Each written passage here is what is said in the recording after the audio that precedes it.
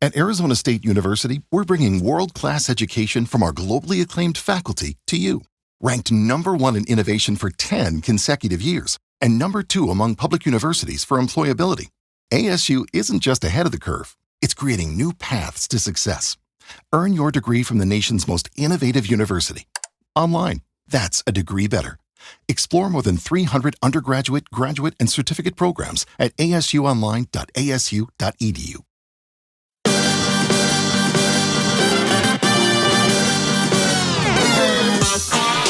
Desde Dentro, el podcast de Gobierno Transparente para entender los retos actuales desde la mirada de la administración pública.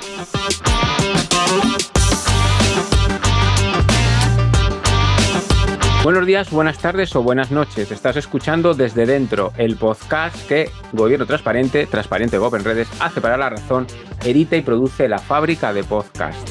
Casi todos los viernes en las plataformas Apple, iVoox, Spotify y alguna más. Nuestro programa visualiza lo bueno que hacen las administraciones, sus empleadas y empleados públicos en nuestro país y todo el ecosistema alrededor de las mismas, desde empresas a organizaciones de la sociedad civil. Y hoy tenemos a un funcionario, tenemos a Joan Llinares, jurista, funcionario habilitado nacional, del Grupo de Secretarios Nacionales y primer director de la Agencia Valenciana Antifraude de Valencia durante 7 años que duraba su mandato. También estuvo previamente en la Oficina de Transparencia del Ayuntamiento de Barcelona, donde puso en marcha algo que todos hoy conocemos como casi habitual en el mundo de la integridad pública, que son los buzones éticos, pero que en ese momento todavía había que ponerle hasta nombre. Pues buenos días, buenas tardes o buenas noches, Joan. ¿Qué tal? Buenos días, ¿qué tal? Joan, bueno, estamos grabando hoy 23 de junio de 2025, lunes, para que salga el próximo 26 viernes. Estamos en plena actualidad. La corrupción ha vuelto otra vez a nuestro país, por decirlo desde el punto de vista mediático. También estamos en un momento pues clave en cuestiones de buen gobierno, con ese quinto plan de gobierno abierto que acaba de lanzar el Ministerio, que está en consulta pública, creo recordar, todavía se pueden hacer pues, sugerencias y apreciaciones a ese quinto plan. Tenemos una ley de transparencia como parada en no se sabe dónde. Y el otro día pues estábamos en la presentación del primer plan de Parlamento Abierto, que traeremos también a Miguel Ángel Gonzalo en los próximos episodios a que nos lo cuente una vez que ha terminado ya el proceso y se presentó en el Congreso de los Diputados. Bueno, como te comentaba, ahora pones corrupción en Google o en Perplexity y bueno, te salen cantidad de noticias. ¿Cómo se lucha contra la corrupción en España hoy en la actualidad, Joan?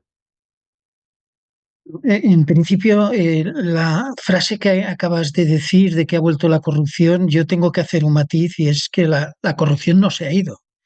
Lo que ocurre es que de una manera cíclica emerge, pero sin haberse ido, entre otras cosas, porque en España tenemos un problema de corrupción estructural. Persiste desde hace muchísimos años. Hemos tenido corrupción prácticamente desde que el Estado existe como tal. Si situamos en el siglo XVI-XVII, cuando se va configurando el Estado, los comportamientos, el enriquecimiento a partir de la riqueza pública, de los recursos del propio Estado ha sido una constante que se termina consolidando en el siglo XIX con una serie de alternancias políticas donde prácticamente en esencia no cambia nada. Aquí nos ha ocurrido lo mismo. Desde el año 82 se alternan los dos grandes partidos. Sí. Cuando aparecen casos como los que ahora han aparecido, pero cuando en su día aparecieron que afectaban al primer gobierno socialista, Filesa, el caso Roldán, Juan Guerra, bueno, pues el partido en la oposición lanzaba toda una retórica contra la corrupción, pero bueno, cuando el partido en la oposición pasa a estar en el gobierno, pues nos encontramos con los Gürteles, con toda una serie de casos de corrupción donde se demuestra que la corrupción se utiliza para tirársela a la cabeza al contrario, pero sin adoptar medidas que realmente combatan el problema. Y el problema es muy grave. El problema significa, Sí. con cifras puestas por organismos internacionales y organismos nacionales, cifras que van entre 40.000 y 70.000 millones de euros anuales. Esos Y son, esos vemos son, esto, esos son muchos hospitales, escuelas, bueno, carreteras.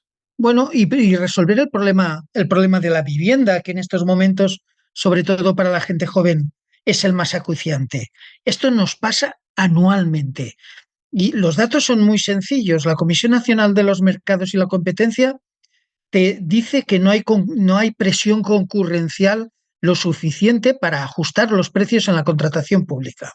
De Sí. hecho, el 40% de los contratos públicos, Ujú. sumando los de todas las administraciones públicas, en el procedimiento solo ha intervenido una empresa.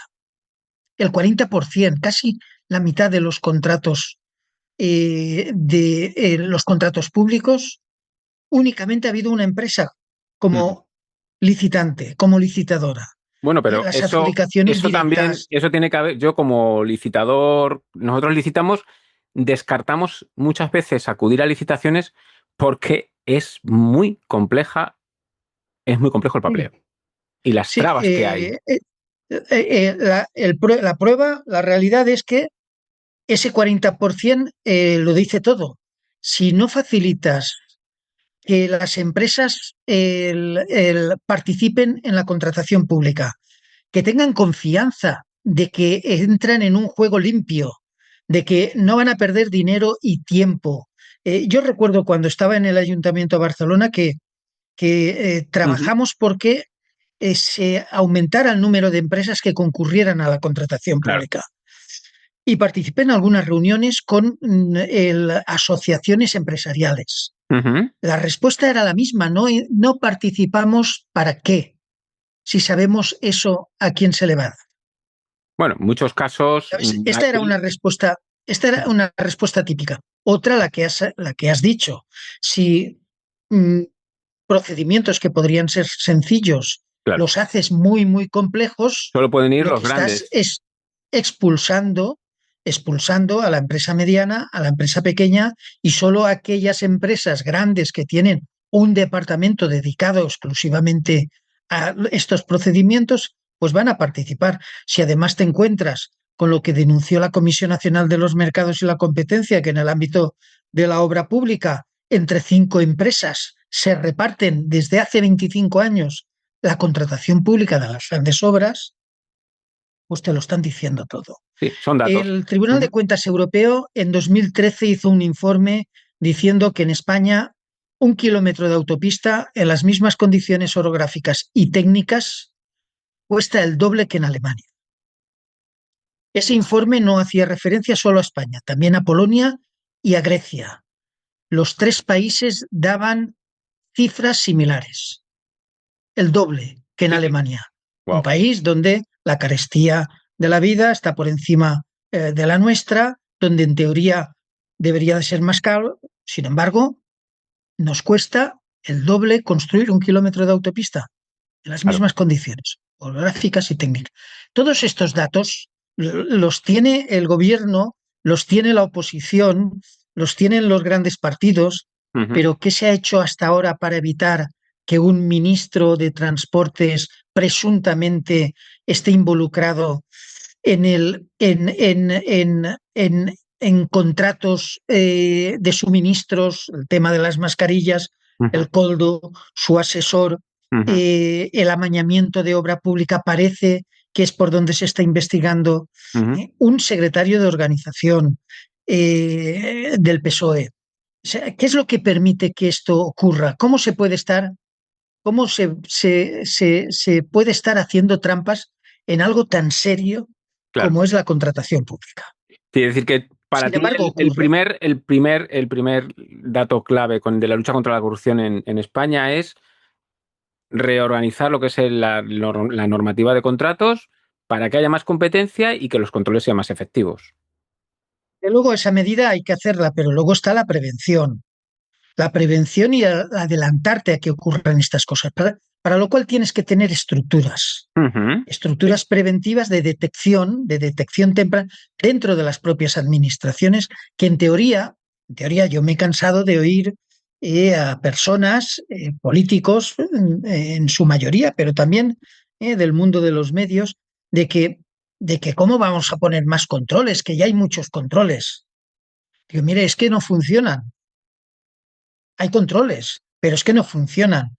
Tenemos controles internos, la intervención. Yo vengo de un cuerpo de interventores, pero también sé los mecanismos, cómo se articula para que aquel interventor que no se alinea con las conductas no éticas o con las conductas corruptas, cómo deshacerse de él.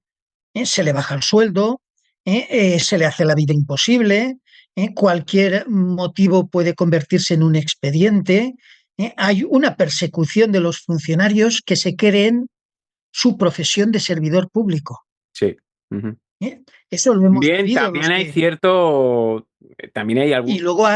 Y luego hay funcionarios, Sí. muchos de ellos, los que tienen comportamientos no éticos y que participan de la manipulación necesaria para que el contrato se adjudique a quien no se debería de adjudicar. Yo lo he comentado muchas veces, la corrupción se refleja en una figura geométrica que es el triángulo. Y en uno de los vértices tienes al político corrupto. Si no hay político corrupto, no hay corrupción. Pero en otro vértice está la empresa o el empresario corruptor. Si no hay empresa o empresario corruptor, tampoco hay corrupción. Pero ahora tenemos dos vértices que tenemos la desgracia de que en España existen y en demasiada cantidad. El político corrupto y el empresario corruptor. Pero ¿qué es lo que hace falta para amañar un contrato? Porque el contrato es algo muy complejo.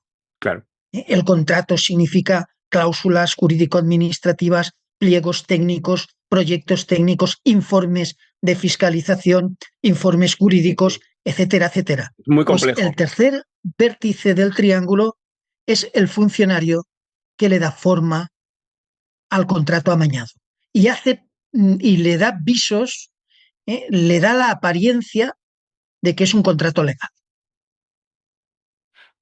Esa es una de las estructuras con las que funciona la corrupción en España. Sin esos tres vértices, en contratación pública, en subvenciones, en planeamiento urbanístico, en enajenación de patrimonio público, sí, cualquier acto administrativo. Lo hemos visto, por ejemplo, en el caso de Marbella, que todo el mundo creía, no, es que es el pelotazo urbanístico.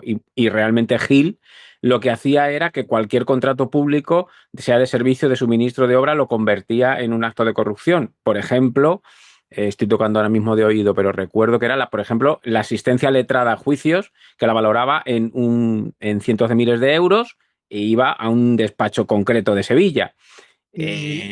O los renting de los coches de policía, es decir, que también estaban sometidos a lo mismo. No tenía que ser solo la reclasificación de un suelo o recalificación. Y recuerdo el caso de Gil y Gil en Marbella, que le hizo la vida imposible hasta que llegaron a caer enfermos al secretario, el interventor, y hasta que no encontró la horma de su zapato, no paró. Claro. Entonces, este tipo de funcionario es imprescindible para que la corrupción funcione. Y por regla general, los encuentran en los procedimientos también amañados de acceso a la función pública. Yo, como director de la Agencia Valenciana Antifraude, cuando esta agencia era una institución seria, detectamos casos de amañamiento de oposiciones. Bueno, es que... Pero, ojo, de amañamiento de oposiciones incluso de la policía municipal, agentes de la ley, personas que llevan pistola, que son autoridad pública, entrando a través de trampas. Detectamos policías municipales que habían falsificado sus certificados de estudio para ser policías. O sea, falsificadores de documentos públicos. Es súper grave. Todo esto nos lo encontramos dentro de la administración pública. Tal vez la diferencia de esta y te acepto lógicamente lo que has dicho, es decir, la corrupción siempre está presente, siempre ha estado presente y lo que hay que intentar es que se minore porque al fin y al cabo también es una cuestión humana. Pero yo creo que la diferencia entre la ola de corrupción actual que estamos viendo de un determinado gobierno o de otros gobiernos anteriores de diferente signo político es que incluso ahora se está más pendiente de a quién colocas y dónde. Es que una de las estrategias No solo el de los amañamiento de un grandes contrato políticos, o la mordida en un contrato público, sino colocar a determinadas personas con un sueldo público cuando no se lo merecen. sí, y que esas personas además ocupen puestos en órganos de control. Porque a partir de ahí, en cuanto tienes colonizados los órganos de control, ya no hay ningún problema, Claro. porque no se te va a detectar. Uh-huh. Esto es los elementos con los que se ha buscado que el sistema corrupto en España terminara siendo perfecto. Claro. Por eso yo hablo de que es un problema estructural, porque afecta a muchos estamentos. Y estamos hablando del ámbito político, pero podríamos hablar de otros ámbitos. Sí, claramente. Oye, Joan, Sí. a ver, que...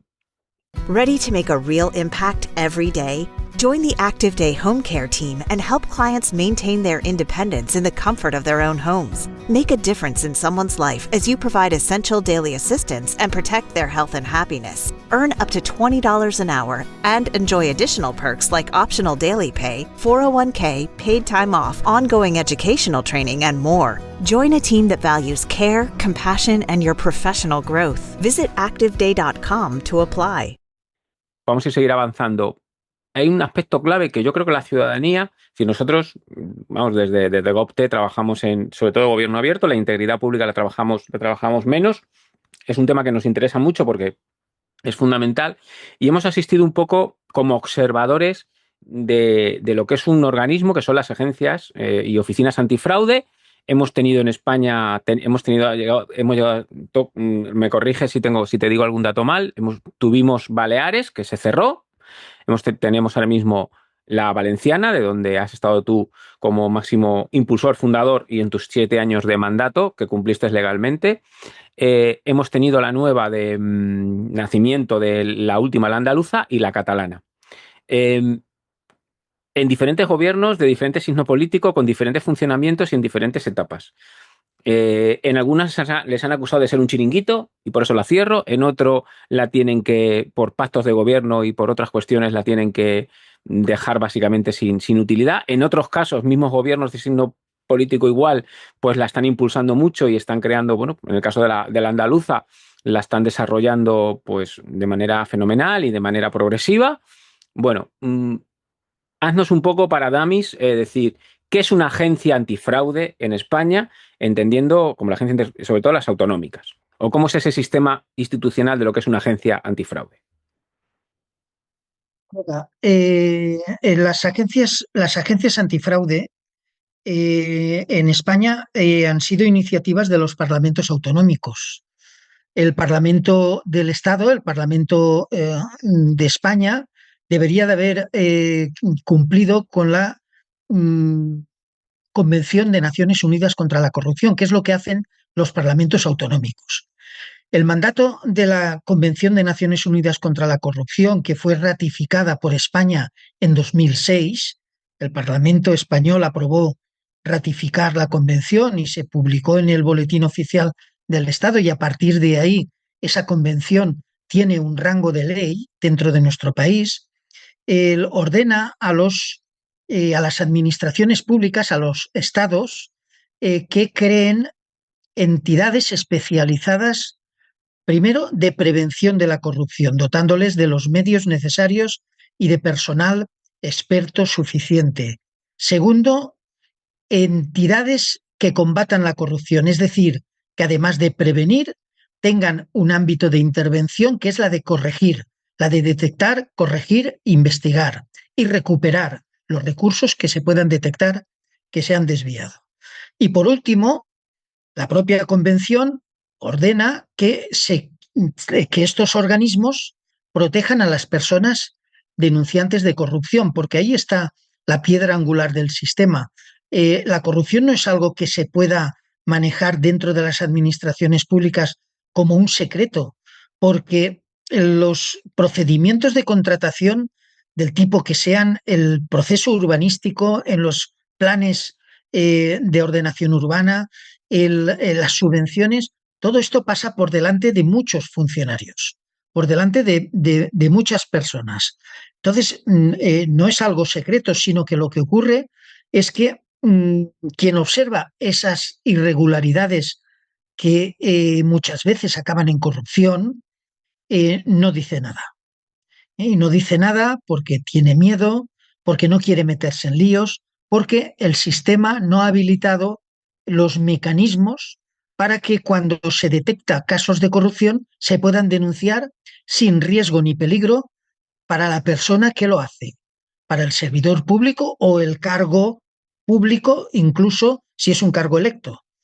Entonces, como no tenemos un sistema de protección de las personas denunciantes, en buena parte hay un nivel de impunidad donde se producen todas estas, este amañamiento de procedimientos administrativos dirigidos a beneficiar intereses privados por encima de los intereses generales.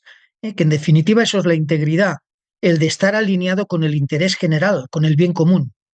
Quien se desvía. Puede ser cualquier tipo de mala práctica, Sí, o sea, es decir, no puede ser una oposición, puede ser un procedimiento administrativo de carácter urbanístico, puede ser un procedimiento de contratación pública o puede ser una subvención. Sí. Cuando el responsable público o el funcionario tramitador no está alineado con el interés general, con el bien común, y se inclina por favorecer intereses privados, a veces vinculados con él, con su familia, con su grupo de interés, a cambio de dinero o por el propio interés, pues estamos con una ausencia de integridad pública, que a veces son irregularidades administrativas, pero por regla general las irregularidades administrativas, y por eso es tan importante detectarlas, terminan siendo la antesala de la corrupción. Un conflicto de interés donde estás interviniendo en un procedimiento donde hay interesados con los que tienes una afinidad familiar, de amistad, de partido, pues hay que abstenerse. Y si no te abstienes, resolviendo ese conflicto de interés, pues estás entrando en una dinámica que puede llegar a cruzar el ilícito penal. Entonces, la corrupción es un proceso. Es un proceso que si se detecta a tiempo, puedes frenarlo, puedes mitigarlo de una forma considerable. Y esta era una de las funciones, es una de las funciones de las agencias antifraude. Intervenir dentro de las propias administraciones con procedimientos de integridad pública, de códigos éticos, hacer que estos códigos éticos realmente no sea un brindis al sol, sino que funcionen, que tengan una gobernanza, que detecten los comportamientos no éticos y pongan las medidas, capacidad sancionadora. Estos es en definitiva el contexto con el que se crean las agencias anticorrupción o las agencias antifraude. En España hemos tenido las experiencias autonómicas, el Estado no ha querido, no le ha dado sencillamente la gana tener una agencia como la que tiene Italia, la Autoridad Nacional Anticorrupción, o la que tiene Francia, con la Agencia Francesa Anticorrupción. Y así muchos más países de nuestro entorno. ¿Por qué los países nórdicos o centroeuropeos tienen menos corrupción que en España? Yo no digo que no tengan, pero muchísima menos que España. Pues te lo dicen, a mí me lo han dicho los propios colegas, porque existen mecanismos de control que funcionan, no porque haya un ADN nórdico donde se sea menos corrupto. Totalmente. Esa también sería otra cuestión. La educación desde la escuela, desde la familia, desde la infancia, de que no puedes coger lo que no es tuyo. Que lo que no es tuyo no se toca. Claro. Joan, dinos algún caso de éxito donde hayáis participado, si quieres, de la agencia, puede ser de la agencia valenciana o de otra agencia. Dices, mira, aquí se intervino y fue un caso de éxito que tuvimos. En casos, por ejemplo, el que antes te he comentado, se detecta que el amañamiento de procedimientos de acceso a la función pública, Ujú, intervenimos y lo paramos. Y además denunciamos. Nos encontramos luego con otro problema, la prescripción. En el caso que he comentado, los 5 funcionarios que ingresaron en la policía de su municipio y que habían falsificado sus certificados de estudios. ujú, Cuando esto se detecta, hacía más de 10 años ujú. que esta conducta delictiva se había producido. ¿Qué Fíjate. nos encontramos? Que por el procedimiento penal ha prescrito el delito de falsedad en documento público. Y así nos lo dice la Fiscalía. Ujú. Sí, pero eso ya Por es el otra cuestión procedimiento, jurídica, pero si se para todo el procedimiento, si se para, pues es un pero vengo a un decirte, primer es decir, éxito. Ujú, pero ¿cómo se consigue separar a esos funcionarios para que dejen de ejercer de autoridad pública, de pertenecer a un cuerpo armado, y se les separa del servicio y se les expulsa? ¿Cómo se hace? Pues a través de la Agencia Valenciana Antifraude se ujú, indica a los ayuntamientos de que el nombramiento de esos funcionarios basados en un documento falso es ujú. nulo de Claro. pleno derecho. Y Y ahí la empieza el nulidad de pleno procedimiento. derecho no Ujú, prescribe. claro. Y Por que lo si tanto, el ayuntamiento... ese asesoramiento es clave, porque si no, a lo mejor no sabían ni por dónde tirar. Oye, Joan, Correcto. por tercer bloque, que vamos ahí ya justo hace tiempo. Nos quedan 2 bloques. Eh, España a nivel internacional en la lucha contra la corrupción. ¿Qué tienes que decir? El otro día nos llegaba, estuvimos hablando por WhatsApp, venía en el español, la OCDE coloca a España entre los 5 países desarrollados que no tienen un plan estratégico contra la corrupción. Y hace unos meses teníamos el índice de percepción de la corrupción de Transparencia Internacional, donde también se producía pues que había disminuido la puntuación en el índice de percepción de España. ¿Cómo está España a nivel internacional? Pues España a nivel internacional, su reputación está por los suelos. Y al hablar de una reputación comparativa, me estoy refiriendo a los países de la OCDE, me estoy refiriendo a la Unión Europea, me estoy refiriendo al Consejo de Europa. En el entorno nuestro, España, su reputación está por los suelos y además cada año retrocede puestos en ese índice que has comentado, el de Transparencia Internacional, que llevamos varios años retrocediendo. Entonces, desde el punto de vista del prestigio de nuestro país, si incumplimos los informes, las recomendaciones de GRECO, del Grupo de Estados contra la Corrupción, que anualmente emite su informe, si Ujú. estamos incumpliendo reiteradamente esos informes, pues lo único que hacemos es empeorar la imagen que tenemos como Estado democrático, como Estado respetuoso con el Estado de Derecho. Ahí ¿Sí? realmente la responsabilidad es del gobierno del Estado. Sí, pero no te creas que es de este gobierno, que venimos Ujú. incumpliendo las recomendaciones de Greco, nos vamos a muchos gobiernos. No es una cuestión. Por eso hablo de corrupción estructural. Ujú. Esté quien esté, ha pasado lo mismo. Y ese es el problema que tenemos, que con la alternancia política ahora, más pronto que tarde, se va a producir una alternancia política. Sí, Veremos dónde van a parar todas estas soflamas y claro, proclamas que hemos estado oyendo en el sí, Parlamento. Porque es que esto ya lo hemos oído otras veces. sí. Tiene que ser hay que tener una conciencia.